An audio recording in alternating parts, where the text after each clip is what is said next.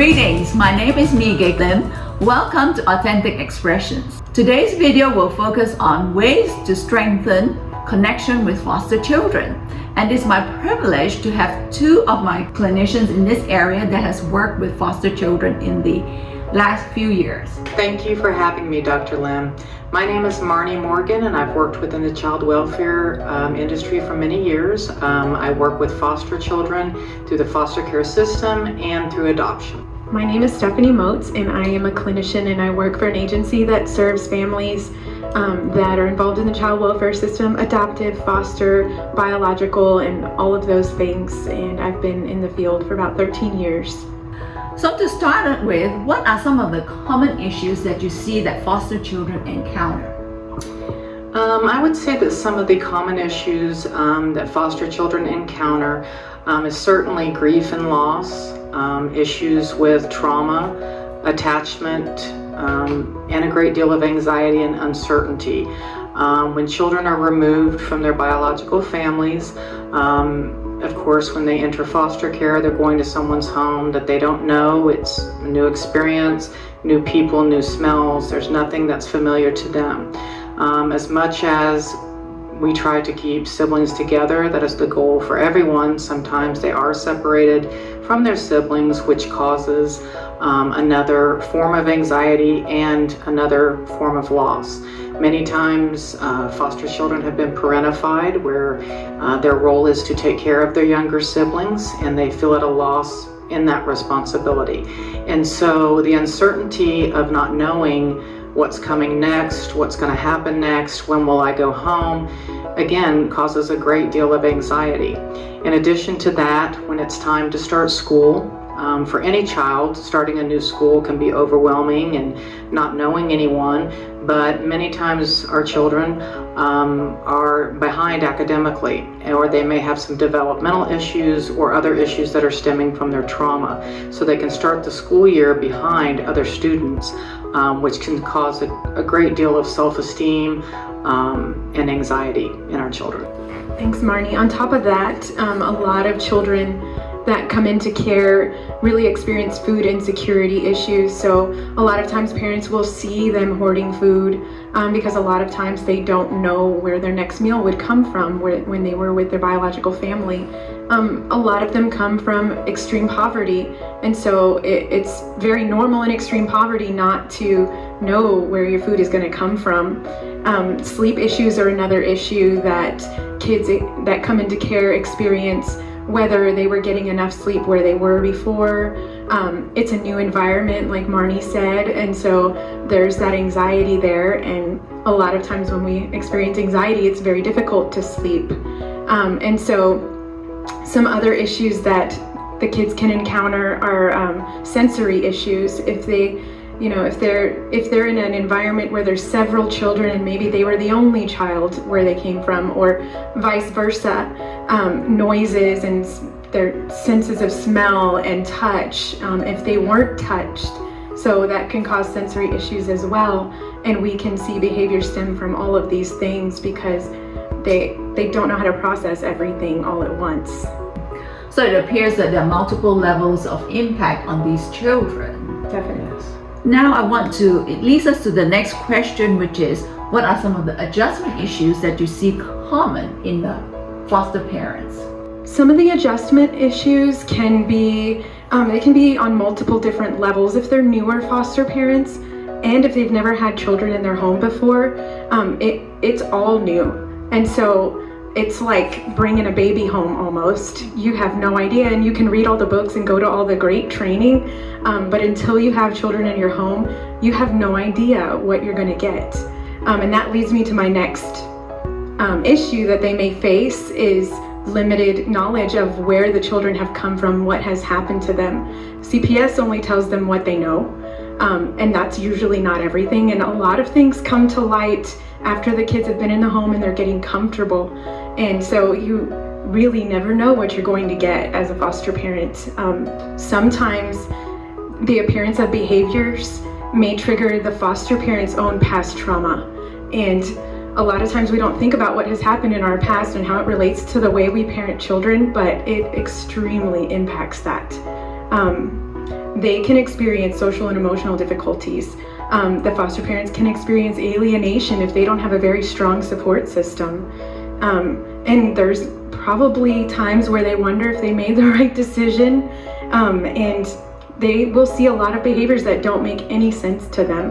And so just being open and real about those things are very, very important. Getting their own therapist, very important, but that'll come later. Yes, thank you, Stephanie. There's many adjustments that a foster parent may go through, as she mentioned. Many times there's limited information on what the children have been through, and they may come into the system with the information being something that they've been neglected. Well, that has a lot of depth to what that could mean. Another adjustment that is many times difficult for we view the foster family as a unit, and that unit includes their biological children if they have them. Many times that is a huge adjustment in that when foster parents have raised their own children a certain way and it's been successful, certainly it's human nature to feel like that was successful in that way, so it should be successful with these children, and many times it just doesn't match, and it can also cause issues with the biological children. So there becomes kind of this, divided sense of how am I supposed to parent here. There's also many times misconceptions. People think, well, I'm going to take a baby, that would be pretty simple, right? Many times babies that come into foster care have been exposed to drug use, which can cause chronic crying, sensitivity to light, not being able to be soothed, and so that can be very overwhelming for a foster parent when they've had success in their life, being able to put a baby to sleep or comfort them. It can be overwhelming and feel defeating to not be able to do that. And so in addition to that, sometimes for children that are older, they go through what is called a honeymoon period. The child can be kind of in shock. They're trying to get the lay of the land, and things are going really well for about 3 weeks. And so they feel like they've adjusted, they've got their feet on the ground, we've got a great routine going here. And then we start to see behaviors when children start to feel safe, that they can express those behaviors, and that can be a real overwhelming feeling as well. And so it's very important, as Stephanie mentioned, the support system for the foster parents, because it's a lot to juggle. There's paperwork to be done, medical appointments have timelines, and so to organize all of that and make sure you're doing the number one priority, which is making sure the children thrive and feel safe, can be a lot to take in. So it seems like each child comes with their own unique needs that the parents have to be attentive to. So which leads me to my next question. How can teachers best work with foster children in the initial state of being in the school system? Well, of course, we want to give lots of praise to teachers. Teachers have a very difficult job as well. And there's a real fine balance between communicating with the teachers about the children's issues and also keeping confidentiality. So it's real important for the foster parent to communicate with the teacher on some things that could be triggers for the child, what to watch for, without getting into too much depth of their history. Also, the school system is a system within itself. Understanding and getting to know everybody from receptionist at the front desk to the school counselor to the special ed department.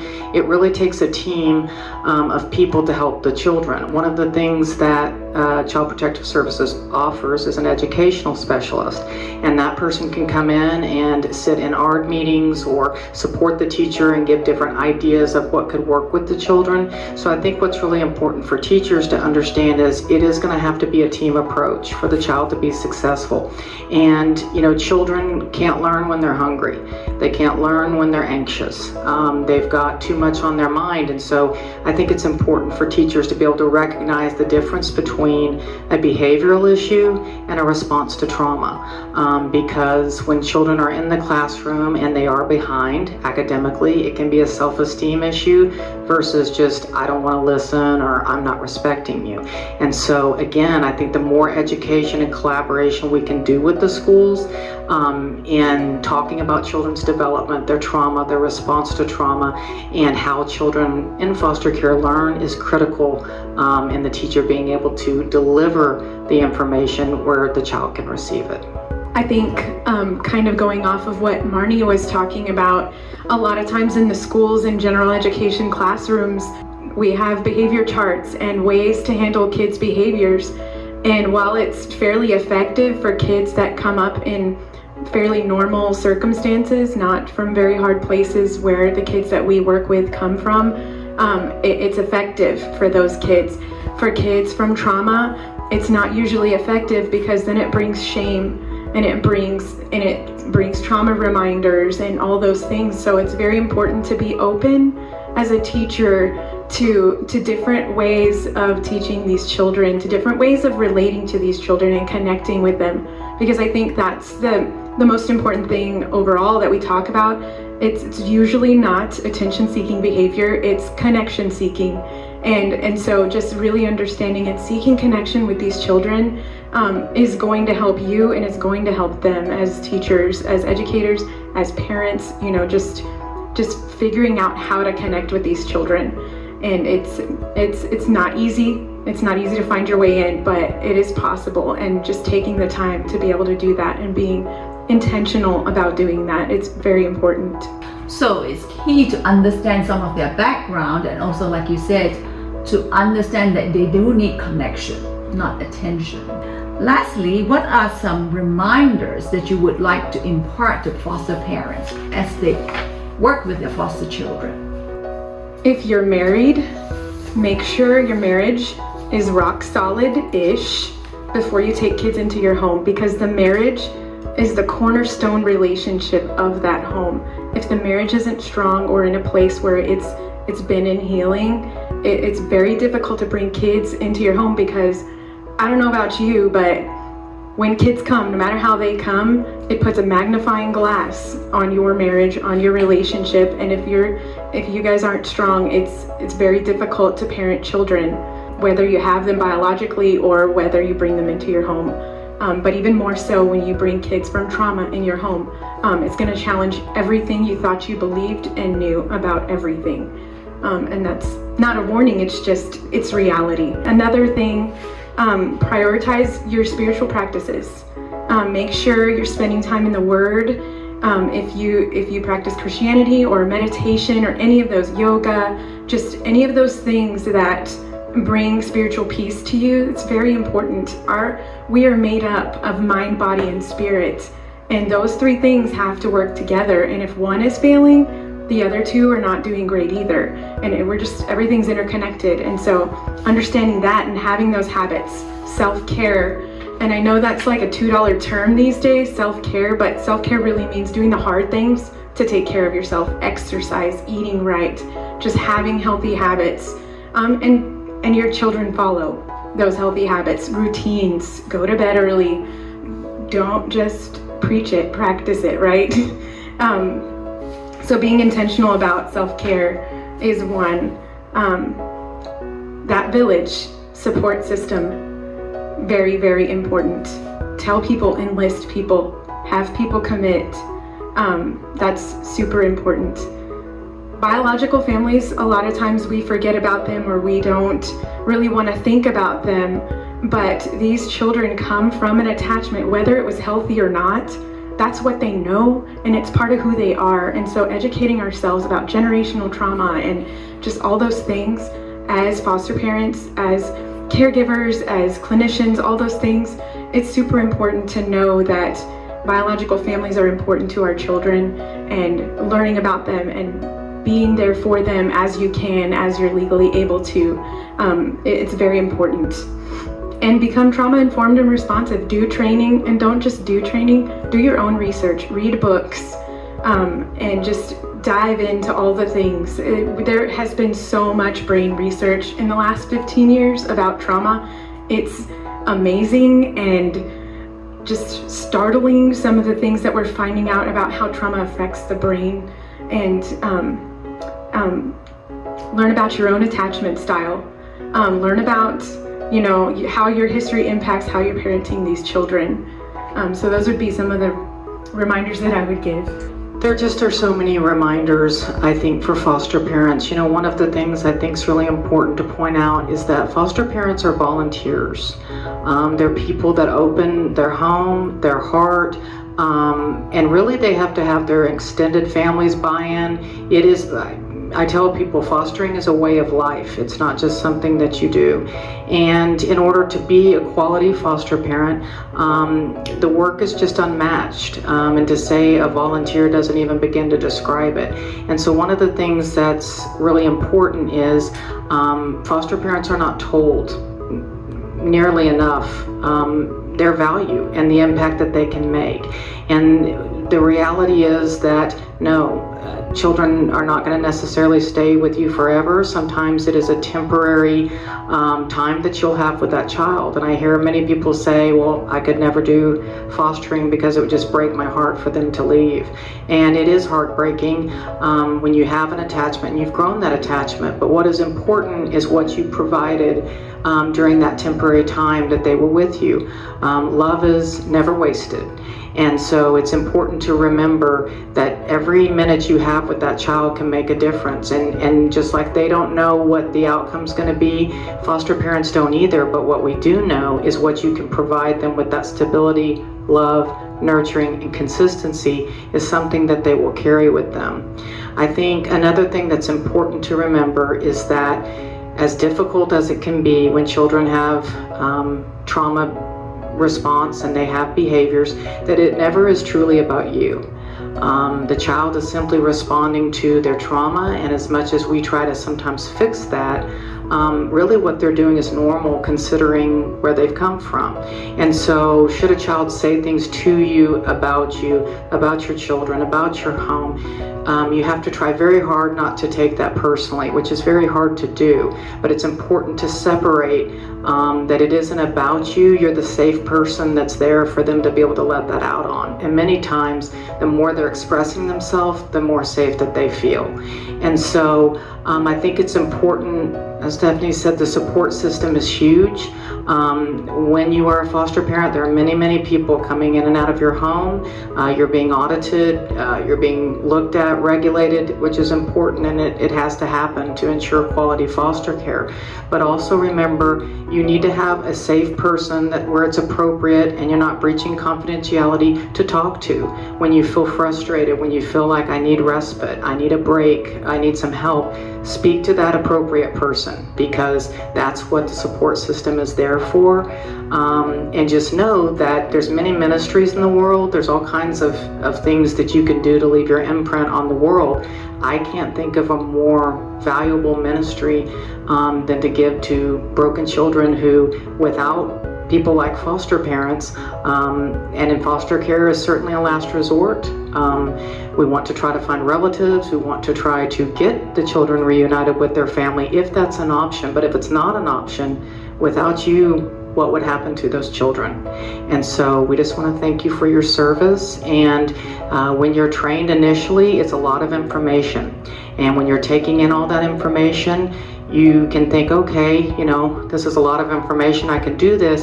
But once an actual child's placed in your home, sometimes all of that memory is just gone. And so don't feel ashamed to say, I can't remember. What's a different technique? What can I do? Always reach out, because you are going to be the front line in that child's success. I like what you said, love is never lost. And so what I'm hearing, which is very important, is that foster children are looking for the parents to understand them, show kindness, show acceptance in the long history they've had in early lives. Thank you for imparting this knowledge with us, and I hope that this will help you understand some of the ways to connect with foster children. I'm going to share a closing quote with you by Charles Swindoll. He says that each day of our lives we make deposits in the memory bank of our children. And my hope is that we make positive deposits in the memory bank of these children. Thank you for watching my channel.